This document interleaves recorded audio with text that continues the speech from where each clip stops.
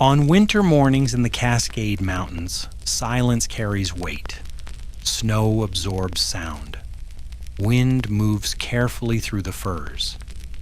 Even distance feels compressed, as though the mountains are holding their breath. On February 19th, 2012, Stevens Pass woke beneath a pale sky and a deep, unbroken blanket of snow. Fresh, clean, inviting. It was the kind of morning that convinces experienced people they are safe. Tunnel Creek Canyon lay just beyond the resort boundary. To reach it, skiers ducked a rope line and pushed into terrain that felt wild but familiar. A backcountry zone accessed so often it had become routine. Over the years, Tunnel Creek had earned a reputation not as dangerous but as manageable. Steep, yes. Technical, certainly. But known. That sense of familiarity would become its most dangerous feature. Among the group skiing that day was Elise Saugstad. She was not a beginner. She was not reckless.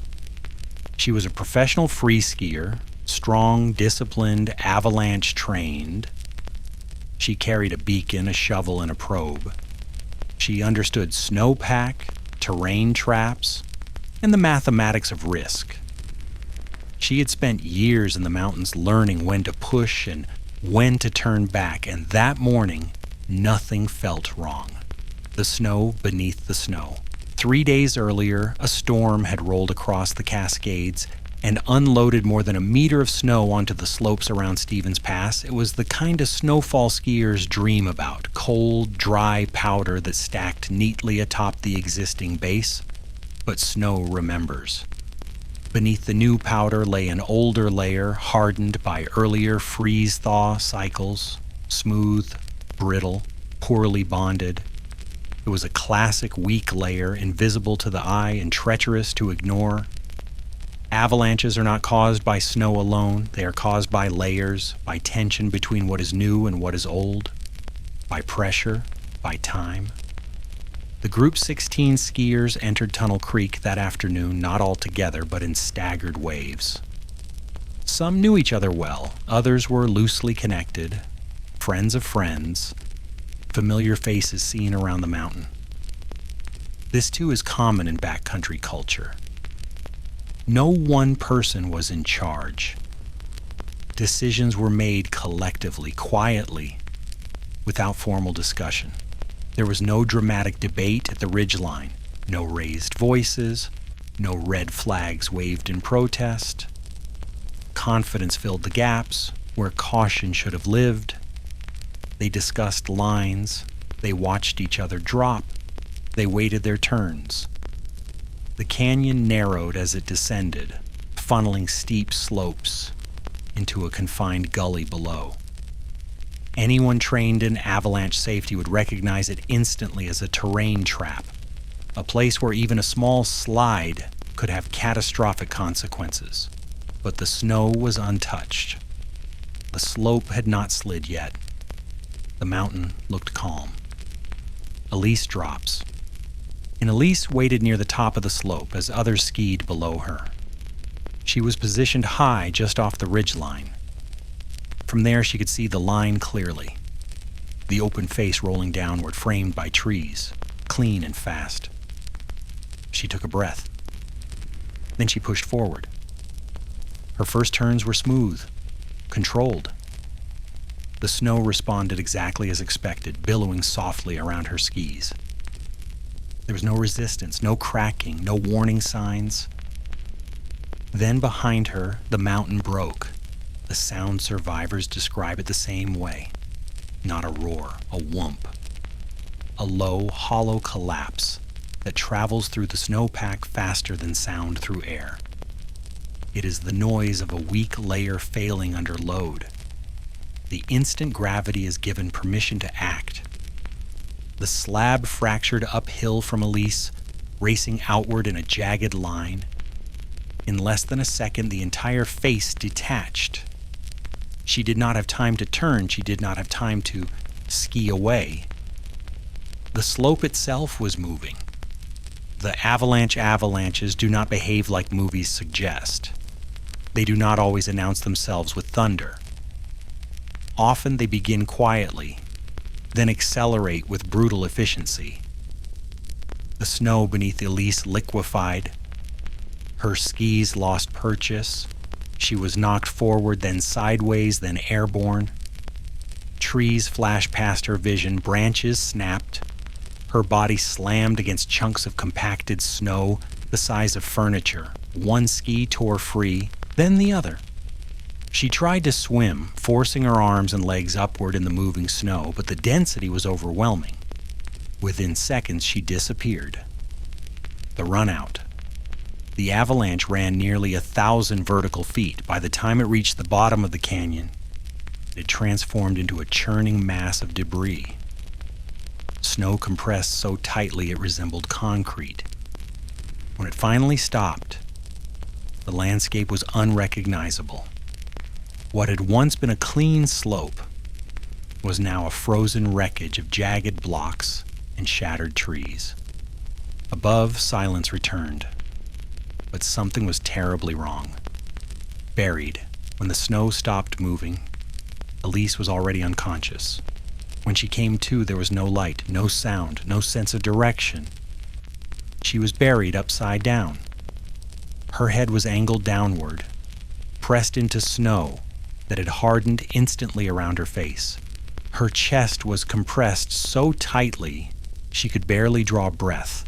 Her arms were pinned. Her legs twisted above her. The snow was not loose. It was locked. Her first breath came shallow and sharp. Panic surged immediately, fast, instinctive, overwhelming. Every nerve in her body screamed to move, to fight, to escape. She did not. Somewhere in her mind, training surfaced. Do not thrash, do not scream, conserve oxygen. She forced herself to remain still. Time begins to slip. Avalanche burial warps perception. Without light, without sound, time stretches and collapses in on itself. Seconds feel endless. Minutes disappear. Elise exhaled slowly, melting a tiny cavity in front of her mouth. It was barely larger than her fist. It was everything she had. Her lungs burned. Her thoughts fragmented.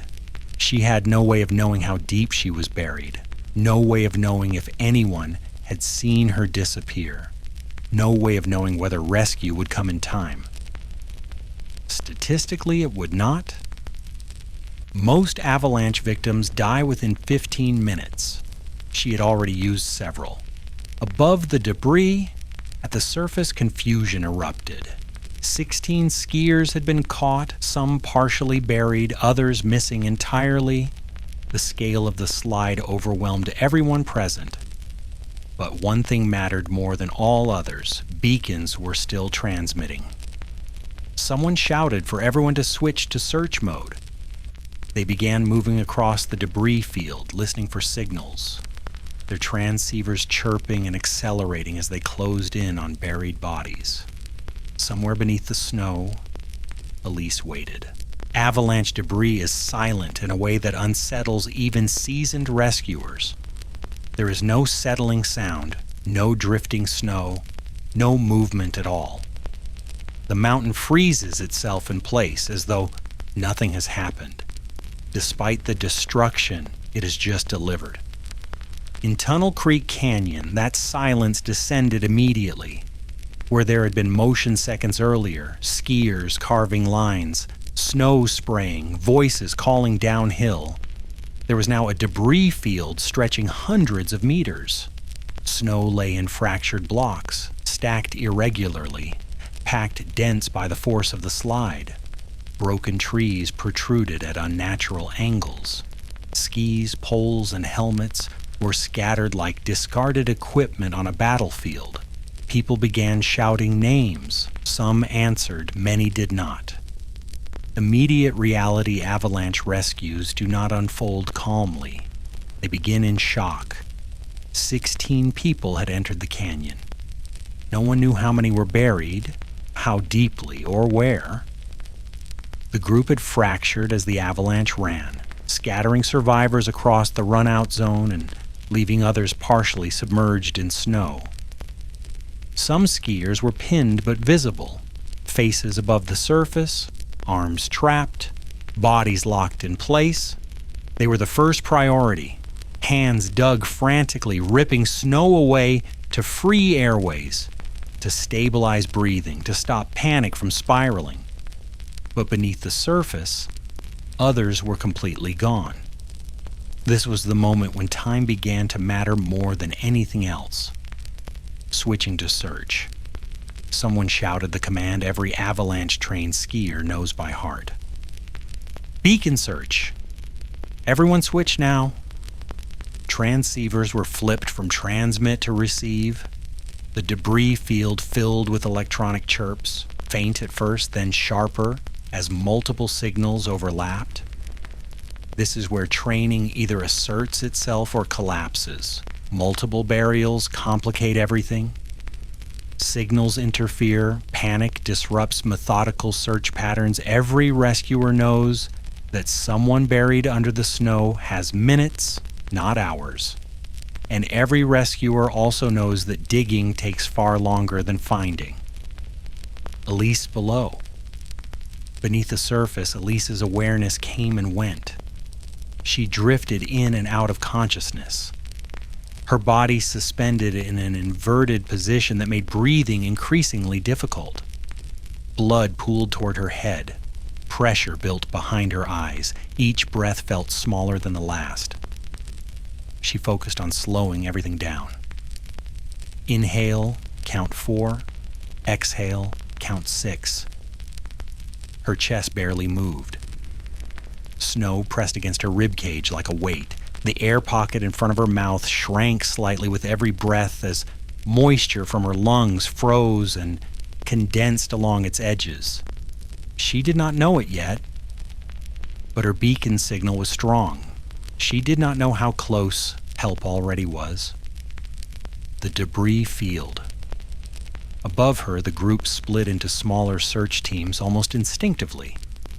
No one had formally assigned roles, but experience took over. Some searched uphill, others downhill. A few focused on the narrow choke of the canyon, where terrain suggested bodies might have been carried and buried deeply. One skier, moving quickly, deliberately, picked up a signal near the base of the slide. It was strong. Too strong to ignore. Signal lock beacon searches narrow from chaos to precision in stages. First comes the coarse search. Wide sweeps across the debris field, listening for the first audible tone. Then the fine search, slowing down, lowering the transceiver, bracketing the signal to find its strongest point. The beeping grew faster, then continuous. The rescuer stopped moving. They were close. The transceiver read less than 1 meter. Probing. A probe was assembled in seconds. Thin aluminum sections snapping together into a rigid pole nearly 3 meters long. The rescuer began probing the snow in a grid pattern, driving the probe downward with controlled force. Probe strikes feel different when they hit a body. There is resistance, then give. On the third plunge, the probe struck something solid. Not rock, not tree, something softer. A boot. Confirmation. The rescuer shouted, "Probe strike, here!" Others converged immediately, dropping packs, pulling shovels free. They began digging downhill from the probe strike, knowing that digging straight down wastes time and energy. Avalanche debris does not yield easily. Each shovelful felt heavy. The snow was compacted into dense blocks frozen into place by pressure and cold. Digging was slow, brutal, exhausting. But no one stopped. Below the surface, Elise felt it before she heard it. Vibration. A faint, distant pressure change transmitted through the snow. It was subtle, barely perceptible, but unmistakably different from the stillness that had surrounded her. Her heart rate spiked. Hope surged. followed immediately by fear. What if they miss me? What if they stop digging? What if I pass out again? She tried to stay calm, but her breathing grew uneven. Each inhale scraped against the edges of panic. Her vision dimmed further, narrowing into flashes of light behind closed eyes.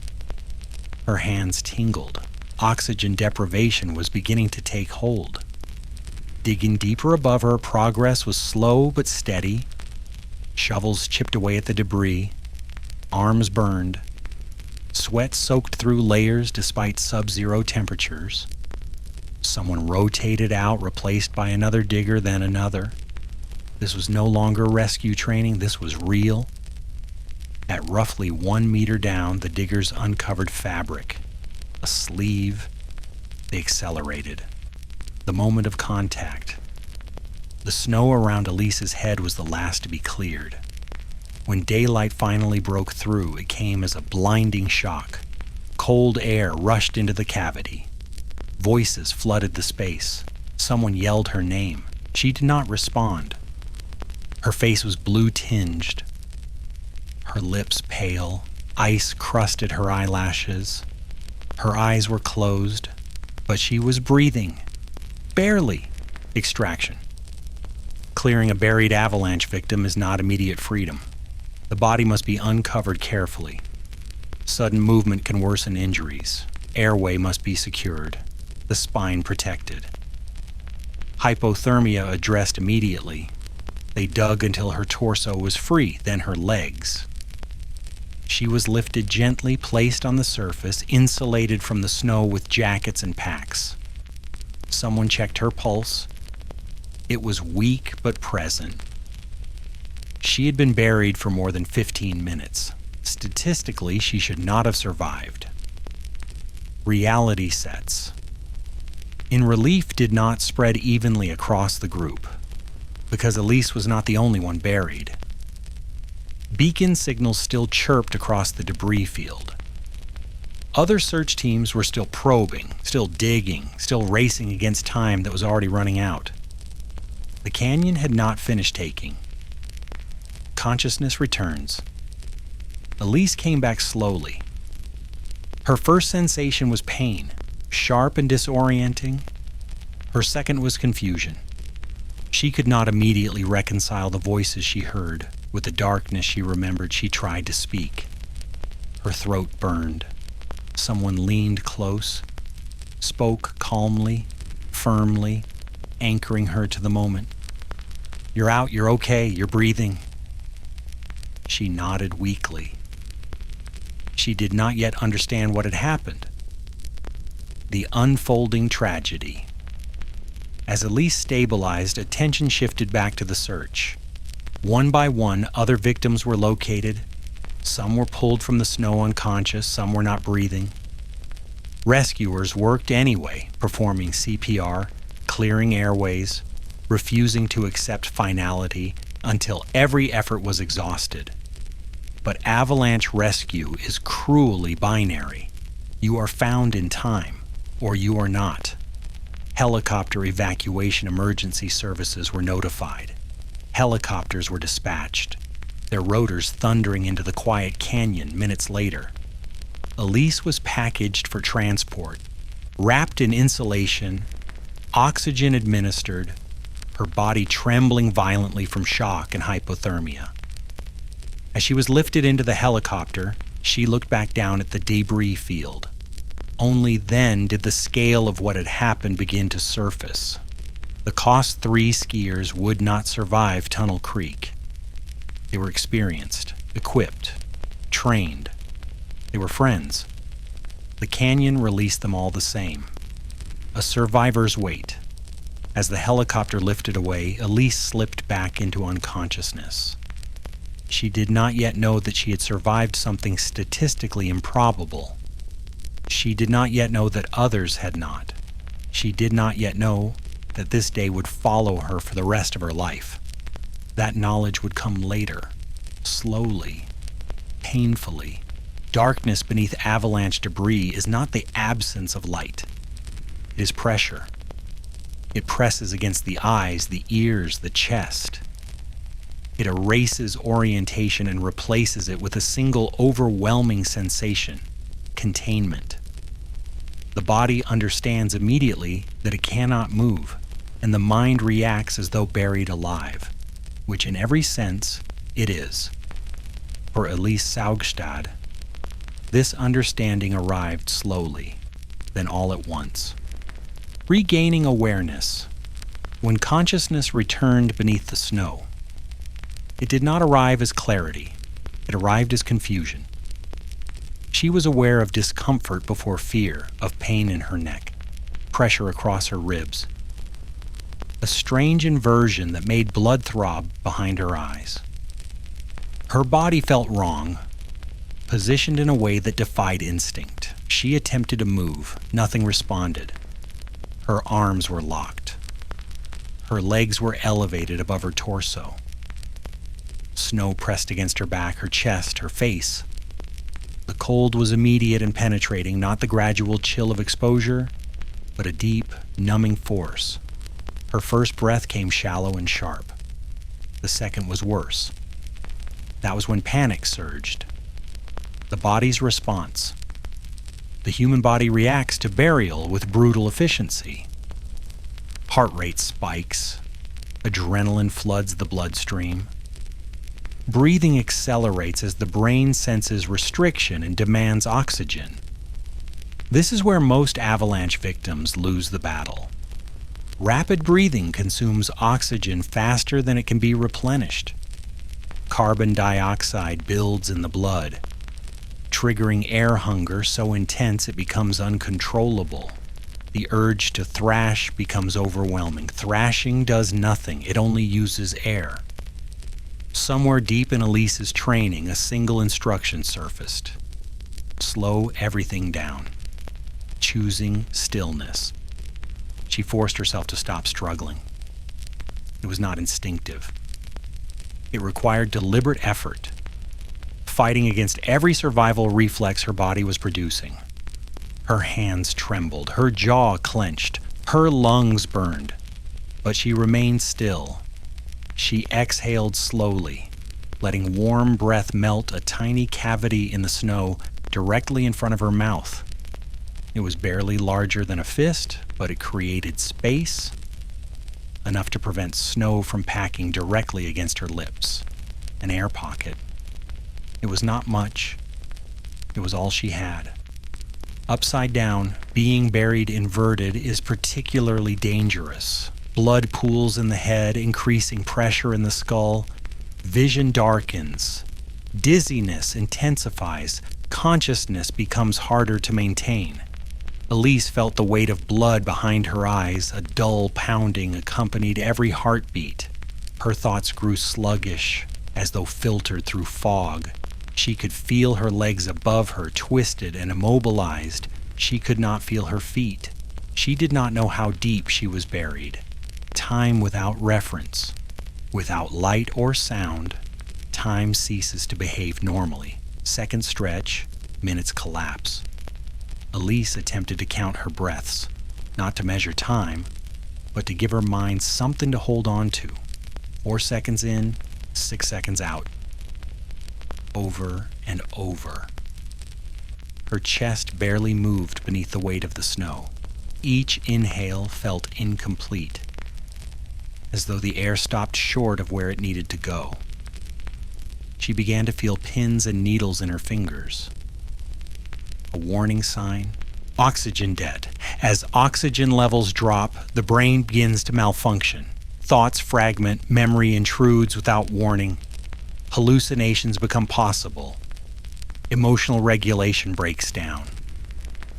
Elise experienced flashes, images not connected to the present moment, familiar faces, brief sensations of warmth, a sense of floating that felt dangerously comforting. She recognized the danger. Stay awake. She clenched her jaw and focused again on breathing. The mathematics of survival. Most avalanche victims die of asphyxiation, not immediately, but steadily. Breathing into a sealed air pocket quickly depletes oxygen and raises carbon dioxide levels. As CO2 builds, the urge to breathe becomes unbearable, even if oxygen remains. In rare cases, snow structure allows gas exchange with the surface, extending survivability. This is uncommon and unpredictable. Elise did not know whether her air pocket connected to anything beyond her own breath.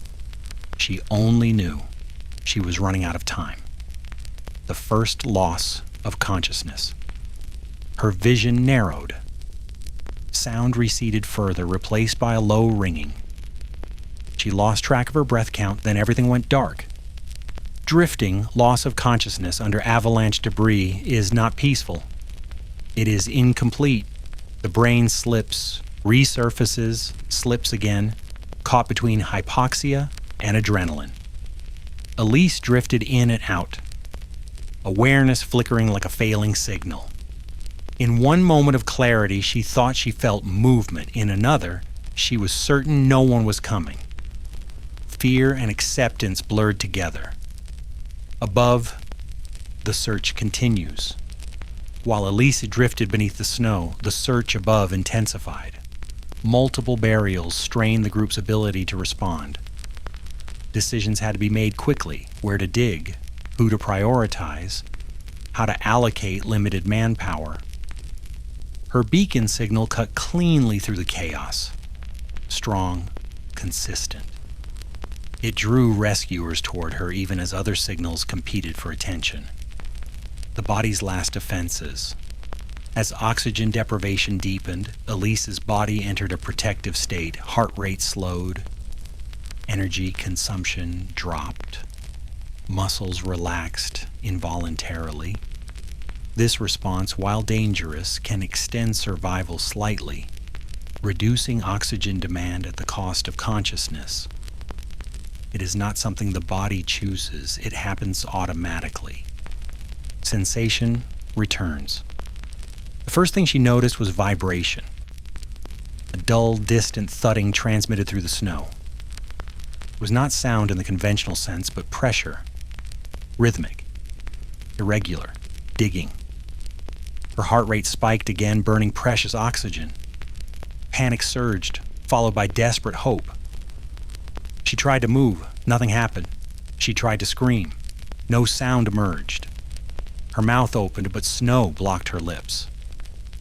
Holding on, she forced herself still again. Do not waste air. The vibration grew closer, more distinct.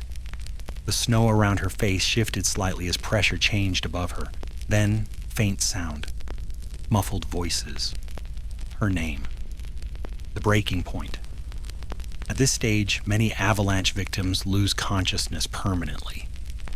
The combination of hypoxia, pressure, and panic overwhelms the body's ability to recover. Elise was approaching that threshold. Her breathing became erratic. Her jaw slackened. The air pocket shrank further as condensation froze around its edges. Her last clear thought before extraction was not fear, it was resignation. Light. When the snow above her face was finally cleared, the sudden influx of light and air was overwhelming. Cold air rushed into her lungs, triggering violent gasping. Her chest heaved reflexively. Pain flared across her ribs and throat. Voices surrounded her, urgent, focused, real. Hands supported her head. Someone told her to breathe. She did. Barely. Survival beyond statistics. Elise had been buried for over 15 minutes. Most victims do not survive that long. Her survival was the result of multiple unlikely factors aligning.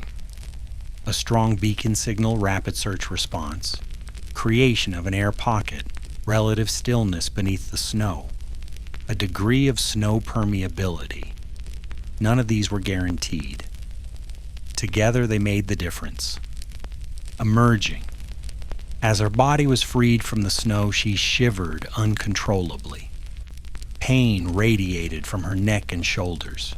Her vision blurred in and out of focus. But she was alive. And the mountain, for reasons no one can fully explain, had allowed her to remain so. Survival does not arrive cleanly. It does not end with rescue, nor does it bring immediate relief. In avalanche accidents, survival is only the first phase of a much longer reckoning, one that unfolds slowly, often painfully, long after the snow has settled. For Elise Saugstad, that reckoning began the moment she was lifted from the debris field. The immediate aftermath. As soon as Elise was freed, the focus shifted from excavation to stabilization. Her body was shaking violently, a combination of hypothermia, shock, and adrenaline dump. Her skin was pale, her extremities cold to the touch. Her breathing was rapid and shallow, each breath punctuated by coughing as her lungs struggled to re-expand fully. Someone placed an oxygen mask over her face. Another stabilized her neck. Jackets and packs were piled over her to insulate her from the snow beneath. She drifted in and out of awareness, catching fragments of conversation. Short, urgent phrases exchanged between rescuers. Words like pulse, breathing, and time buried surfaced briefly before dissolving again. The canyon continues to give. The rescue did not pause for relief. Beacon signals still echoed across the debris field. Other skiers remained buried. Some had been located quickly and pulled free. Others were taking longer, far longer, than anyone wanted to acknowledge. As Elise lay on the snow, wrapped in borrowed layers, she sensed that something was wrong. The urgency around her had not eased. If anything, it had intensified. She asked a question. No one answered it directly. Confirmation. The reality of fatalities and avalanche accidents often arrives quietly. There is no dramatic announcement, no single moment of realization. Instead, the truth settles in through small signals, the slowing of movement, the lowering of voices, the subtle shift in posture among rescuers. One by one, victims were uncovered. Some were pulseless. Rescuers worked anyway. CPR was initiated. Airways cleared. Oxygen administered. Every effort was made to reverse what time and snow had already decided. But avalanche burial leaves little margin. 3 skiers did not survive Tunnel Creek. Their deaths were not immediate. They were the result of suffocation beneath dense, unforgiving snow. Minutes that no one could reclaim. The helicopter. When the helicopter arrived, its presence felt surreal. The thunder of rotors shattered the quiet canyon, scattering loose snow and sending spindrift spiraling into the air. Medics moved quickly, efficiently, accustomed to chaos. Elise was loaded onto a stretcher, secured, and carried toward the aircraft. As she was lifted, she turned her head slightly, catching a final glimpse of the debris field below. The scale of it was only just beginning to register. In flight inside the helicopter, noise swallowed everything. The vibration of the aircraft reverberated through her body, aggravating injuries she did not yet understand. Pain bloomed across her shoulders and neck. Her throat burned with every breath. A medic spoke to her, asking questions to assess her mental state. "What's your name? Do you know where you are? What day is it?" She answered slowly, deliberately. Each response felt like effort. Medical assessment. At the hospital, Elise underwent a full trauma evaluation. She had suffered hypothermia, contusions, and significant strain to her neck and back. Her lungs showed signs of stress, but had avoided collapse. There were no major fractures. Physically, she had survived remarkably well. Psychologically, the impact had not yet begun, learning the cost. The news came later, carefully, gently. 3 people had died, friends. People she had shared the slope with that morning, people she had spoken to minutes before the avalanche released. The weight of that knowledge landed heavily. Survival does not feel like victory when others do not make it out. Survivor's guilt. Survivor's guilt is not rational. It does not respond to logic or reassurance. It arises from a simple, corrosive question. Why them and not me? Elise replayed the day repeatedly in her mind. Small decisions took on enormous significance. Where she stood when she dropped in, the precise moment the slope failed. She questioned her actions, her assumptions, her presence on the mountain at all. Even though she knew, intellectually, that avalanches are complex systems and that no single person controls their outcome, the guilt persisted. Community impact. The Tunnel Creek Avalanche sent shockwaves through the skiing community. These were not novices. They were experienced backcountry skiers, many of them deeply knowledgeable about avalanche safety. The incident challenged a comforting narrative that education and equipment alone could eliminate risk. It could not. The story spread quickly through forums, avalanche centers, and training programs. It was dissected in detail, not to assign blame, but to understand how a group of capable individuals had been caught in such a catastrophic event. The trap of familiarity. One theme emerged repeatedly in post-incident analysis. Familiarity. Tunnel Creek was close to the resort, frequently accessed, well known. Its hazards had become normalized through repeated exposure. This familiarity dulled caution. The group had not engaged in a formal decision-making process. There was no clear leader, no structured risk assessment. Subtle warning signs were overlooked, not because they were invisible, but because they did not align with expectation. Elise's recovery was slow. Physically, she healed over weeks and months. Pain faded. Strength returned. Psychologically, the process was far more complex.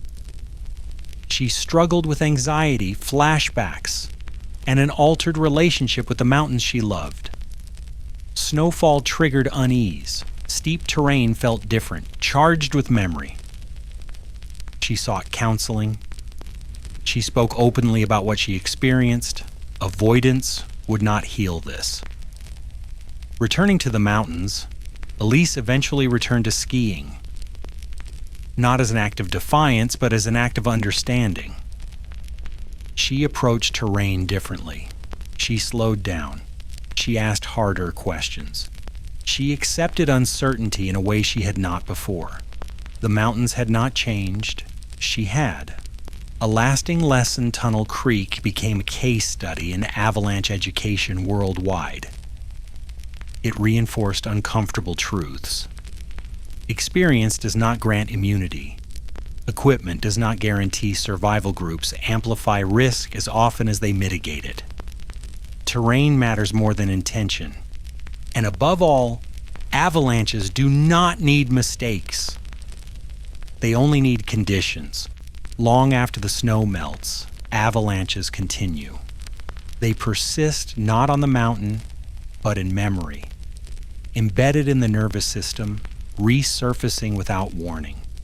For those who survive, the event does not end with rescue or recovery. It becomes a reference point against which everything else is measured. For Elise Saugstad, Tunnel Creek did not fade with time. It sharpened. The quiet that follows. In the weeks after the accident, the world moved on faster than she did. The news cycle shifted. The snowpack changed. Another storm arrived, erasing the physical evidence of the slide. Tunnel Creek returned to its familiar shape as though nothing extraordinary had happened there at all. But inside Elise, something had been permanently altered. She struggled with sleep. When she closed her eyes, darkness pressed in too closely. Her body reacted before her mind could intervene. Heart racing, breath shallow, muscles tensing. as though bracing for impact. These reactions were not thoughts, they were reflexes. Trauma without drama. Psychological trauma does not always announce itself. There were no constant flashbacks, no dramatic breakdowns. Instead, it arrived quietly, through avoidance, hypervigilance, and a persistent sense of unease that defied rational explanation. The sound of settling snow made her flinch. Steep slopes felt oppressive. Even moments of joy on skis were tinged with caution, as though pleasure itself required justification. She understood the science of avalanches better than ever. What she struggled with was trusting her own judgment again, speaking about survival. For a time, Elise avoided talking about Tunnel Creek publicly, not because she wanted to forget, but because language felt inadequate. How could she explain what it felt like to be buried alive? To know with absolute certainty that survival was statistically unlikely, and then to live anyway. Eventually, she chose to speak, not as a cautionary tale, not as a hero, but as a witness. Her accounts were measured, precise, and unsentimental. She resisted dramatization. She emphasized systems over individuals, conditions over blame. The goal was not fear, it was understanding. Changing the conversation. The Tunnel Creek Avalanche forced the backcountry community to confront uncomfortable realities. Education had improved, equipment had advanced, yet fatalities persisted. Why? Analysis revealed patterns that went beyond snow science. Group dynamics discouraged dissent. Social pressure pushed individuals to conform. Familiar terrain reduced perceived risk. Optimism bias overrode caution. These were not failures of knowledge. They were failures of human behavior, human factors. In the aftermath, avalanche education began to shift. Courses incorporated psychological elements alongside technical instruction. Decision-making frameworks were introduced to counteract cognitive bias. Emphasis moved toward communication, leadership, and recognizing when silence itself was a warning sign. Tunnel Creek became a teaching tool, not because it was extraordinary, but because it was not. That was its most disturbing feature, living with the names.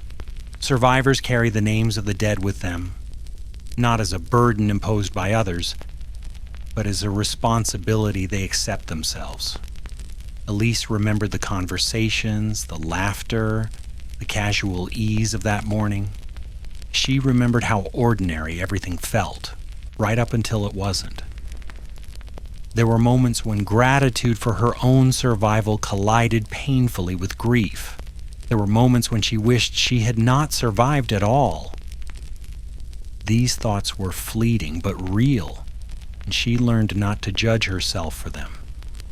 Returning, not reclaiming. When Elise returned fully to the mountains, it was not to reclaim what she had lost. It was to renegotiate her relationship with risk. She skied conservatively. She chose partners carefully. She slowed decision-making processes that once felt instinctive. She accepted turning back as success, not failure. Fear did not disappear. It became informative. What survival means. Survival is often framed as triumph, but in avalanche accidents, survival is ambiguous. It comes with obligations to memory, to truth, to restraint. Elise understood that telling her story was part of honoring those who did not make it out, not by glorifying the event, but by refusing to simplify it. The mountain remains, Tunnel Creek still exists. It fills with snow each winter. Skiers still duck the rope line. The terrain remains unchanged, steep, narrow, deceptively familiar. The mountain did not become safer. People became more aware. Awareness, however, is fragile. It fades with time. It erodes with repetition. It must be renewed deliberately, season after season. The final lesson. Avalanches are not moral events. They do not punish recklessness or reward caution. They respond to physics, layers, load, temperature, angle. Human beings, however, assign meaning. We tell stories to make sense of survival and loss. We search for causes we can control. We want certainty where none exists. Tunnel Creek offers no certainty, only humility. What was left behind? What the mountain left behind was not fear, it was perspective, a reminder that expertise does not eliminate vulnerability, that preparation is necessary but insufficient, that silence in a group can be as dangerous as ignorance, and that survival, when it happens, carries responsibility. Closing Elise Saugstad survived because multiple unlikely factors aligned in her favor. Others did not. That difference was not earned. It was granted. The mountain gave no explanation. It never does.